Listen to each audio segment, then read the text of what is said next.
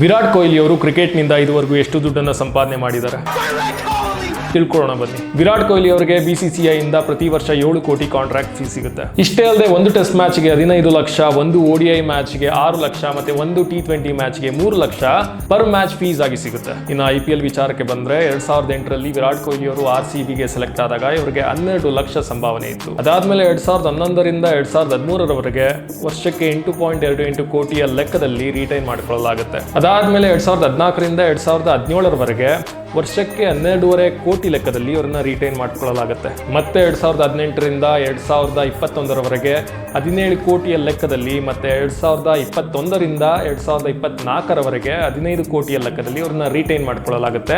ಈ ವರ್ಷ 2025ನೇ ಇಸ್ವಿಯಲ್ಲಿ ಇವರನ್ನ 21 ಕೋಟಿ ಕೊಟ್ಟು ರಿಟೈನ್ ಮಾಡಿಕೊಳ್ಳಲಾಗುತ್ತೆ. ಟೋಟಲ್ ಆಗಿ ಇದುವರೆಗೆ ಇವರು IPL ನಿಂದ 179 ಕೋಟಿಯನ್ನ ಸಂಪಾದನೆ ಮಾಡಿದ್ದಾರೆ. ಇನ್ನು ಇವರು ಬ್ರ್ಯಾಂಡ್ ಸ್ಪಾನ್ಸರ್ಶಿಪ್ ಅಲ್ಲಿ ಪಡೆಯೋ ಸಂಭಾವನೆಯನ್ನ ಕೇಳ್ಬಿಟ್ರೆ ನೀವು ಶಾಕ್ ಆಗ್ತೀರಾ. ಇವರು ಪ್ರತಿ ಬ್ರ್ಯಾಂಡ್ ಎಂಡೋರ್ಸ್ಮೆಂಟ್ ಗೆ 7ರಿಂದ 10 ಕೋಟಿಯನ್ನ ಸಂಭಾವನೆಯಾಗಿ ಪಡ್ಕೋತಾರೆ. ಮತ್ತೆ ಇವರು ಇನ್ಸ್ಟಾಗ್ರಾಮ್ ಅಲ್ಲಿ ಒಂದು ಬ್ರ್ಯಾಂಡ್ ಎಂಡೋರ್ಸ್ಮೆಂಟ್ ಗೆ 11ರಿಂದ 14 ಕೋಟಿವರೆಗೂ ಚಾರ್ಜ್ ಮಾಡ್ತಾರೆ. ಟೋಟಲ್ ಆಗಿ ಒಂದು ವರ್ಷಕ್ಕೆ ಕೇವಲ ಬ್ರ್ಯಾಂಡ್ ಸ್ಪಾನ್ಸರ್ಶಿಪ್ ಅಲ್ಲಿ ಇವರು 200 ಕೋಟಿಯನ್ನ ಸಂಪಾದನೆ ಮಾಡ್ತಾರೆ. ಇಷ್ಟೆಲ್ಲ ಸಂಪಾದನೆಯೊಂದಿಗೆ 2015ನೇ ಇಸ್ವಿಯಲ್ಲಿ 150 ಕೋಟಿ ಇದ್ದ ಇವರ ಆಸ್ತಿ ಮೊತ್ತ 2025ನೇ ಇಸ್ವಿಯಲ್ಲಿ 1050 ಕೋಟಿಗೆ ಏರಿಕೆಯಾಗಿದೆ.